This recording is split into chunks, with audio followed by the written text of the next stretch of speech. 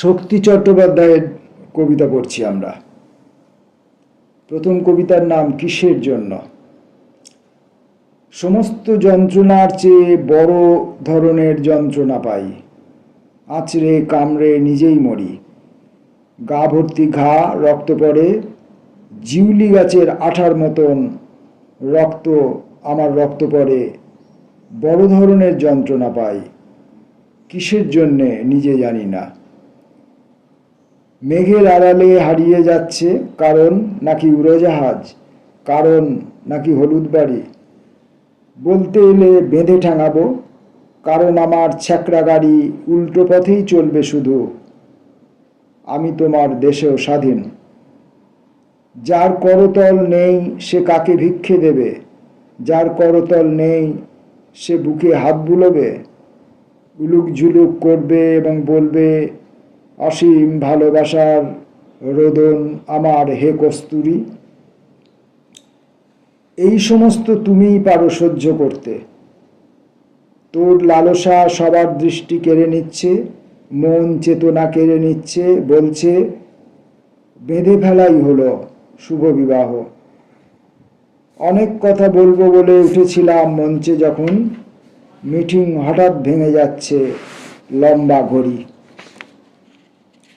গা ঘষছে গোল ঘড়ির সঙ্গে। অনেক কথা বলবো যখন, অনেক কথা বলবো বলে উঠেছিলাম মঞ্চে যখন, অনেক কথা বলবো বলে উঠেছিলাম মঞ্চে যখন, মিটিং হঠাৎ ভেঙে যাচ্ছে লম্বা ঘড়ি গা ঘষছে গোল ঘড়ির সঙ্গে। দুই নাবালক বলছে ভারী যন্ত্রণা পাই। যন্ত্রণা কি চালের কাঁকড়, ফুটবলে ফাঁক, হাঁটু ব্যথা। যন্ত্রণা কি ভালো মানুষ সবার হাতেই তালি বাজাবে। মিষ্টি খোকন, তোদের লেখা পড়তে পারি, এমন লেখা লেখ না যেমন লম্বালম্বি দিঘির ধারে পথের রেখা। সমস্ত যন্ত্রণার চেয়ে বড় ধরনের যন্ত্রণা পাই, আঁচড়ে কামড়ে নিজেই মরি। গা ভর্তি ঘা, রক্ত পড়ে, জিউলি গাছের আঠার মতন রক্ত, আমার রক্ত পড়ে। বড় ধরনের যন্ত্রণা পাই, কিসের জন্য নিজে জানি না।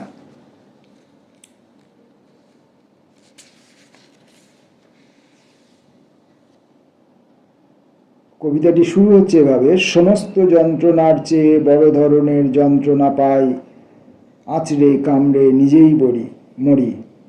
গা ভর্তি ঘা, রক্ত পড়ে, জিউলি গাছের আঠার মতন রক্ত, আমার রক্ত পড়ে। বড় ধরনের যন্ত্রণা পাই, কিসের জন্য নিজে জানি না।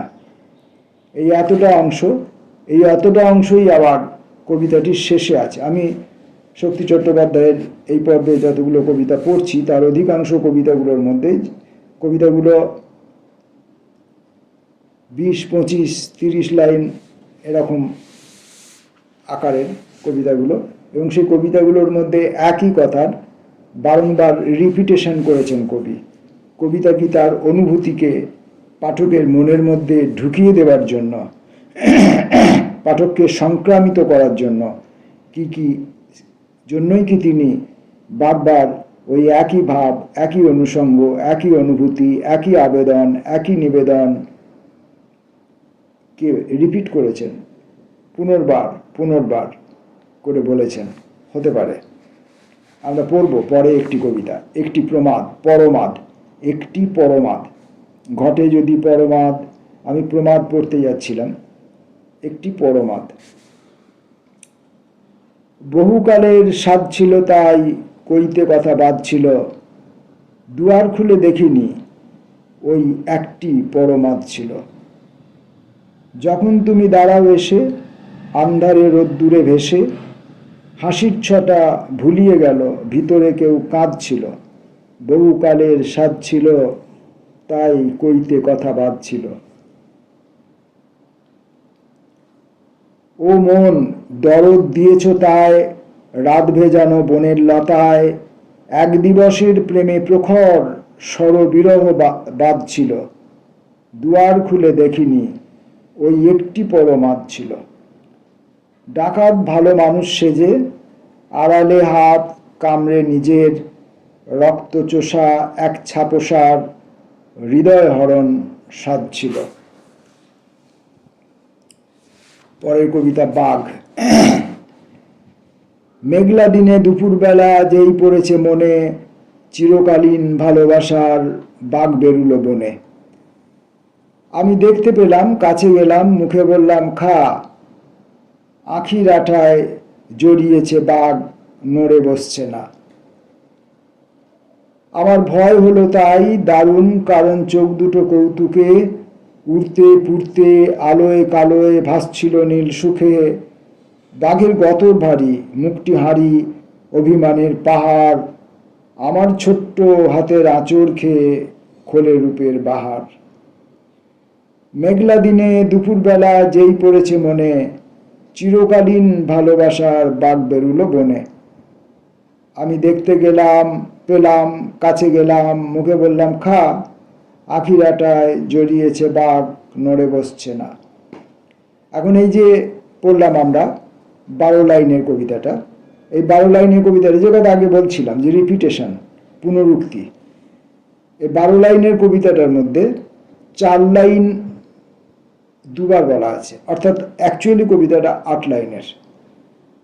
প্রথম স্তবক এবং দ্বিতীয় স্তবক হুবহু এক। প্রথম স্তবক পড়ি, আবার শেষে দ্বিতীয় স্তবকটাও পড়ব, শেষ স্তবকটাও পড়ব। মেঘলা দিনে দুপুরবেলা যেই পড়েছে মনে, চিরকালীন ভালোবাসার বাঘ বেরুলো বনে। আমি দেখতে পেলাম, কাছে গেলাম, মুখে বললাম খা, আঁখির আঠায় জড়িয়েছে বাঘ, নড়ে বসছে না। এটা প্রথম স্তবক। আবার শেষ স্তবকে যাই। মেঘলা দিনে দুপুরবেলা যেই পড়েছে মনে, চিরকালীন ভালোবাসার বাঘ বেরুলো বনে। আমি দেখতে পেলাম, কাছে গেলাম, মুখে বললাম খা, আঁখির আটায় জড়িয়েছে বাঘ, নড়ে বসছে না। একই, একদম কপি পেস্ট। প্রথম 4 লাইন এবং তৃতীয় স্তবকের শেষ 4 লাইন একই। মাঝখানে 4টে লাইন হলো আমার ভয় হলো তাই দারুণ, কারণ চোখ দুটো কৌতুকে উড়তে পুড়তে আলোয় কালোয় ভাসছিল নীল সুখে। বাঘের গতর ভারী, মুখটি হাঁড়ি, অভিমানের পাহাড়, আমার ছোট্ট হাতের আঁচড় খেয়ে খোলে রূপের বাহার। এই ছিল বাঘ কবিতাটি। পরের কবিতাটি আমি ভাঙায় গড়া মানুষ। আমি ভাঙায় গড়া মানুষ। মায়াবী এই আলোয় ওড়ায় মায়া ভাঙার ফানুস। যেজন ছিল গোড়ায় তাকে পুড়িয়ে মারে মানুষ। আর যারা সব পথিক শুধু তার পিছনে চলে, মানুষ গিয়ে ছোঁ মারে সেই এক মুঠি সম্বলে। স্বেচ্ছাচারী স্বাধীনতায় তার মানে ঐকিকে জড়িয়ে করা বহু, যেমন করেছেন বাল্মীকি। যদি এমনি করে খাঁচায় পড়ে পাখির চেয়েও খালি নিবিড় নরম গেরস্থালি, আমার ভয় করে, ভয় করে, কেবল ভয় করে, ভয় করে। যদি নিজেই তাকে মারি, এবং এইটুকুই তো পারি, আমি ভাঙায় গড়া মানুষ। ভাঙা দিয়ে গড়া মানুষ।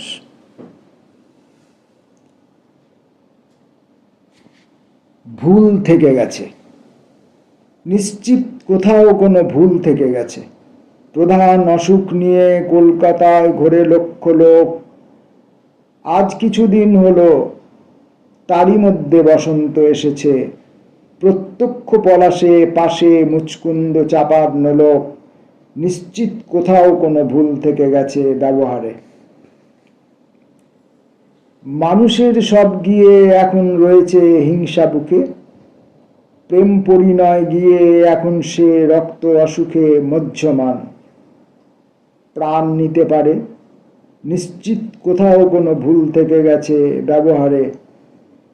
মানুষের সঙ্গে আর মেলামেশা সঙ্গত নয়, মনে হয় এর চেয়ে কুকুরের শ্লেষাও মধুর। যেহেতু মানুষের চেয়ে মেলামেশা আর সঙ্গত নয়, সে কারণে আমরা আজ এই পর্যন্তই শক্তি চট্টোপাধ্যায়ের কবিতা পাঠ পড়ে শেষ করছি।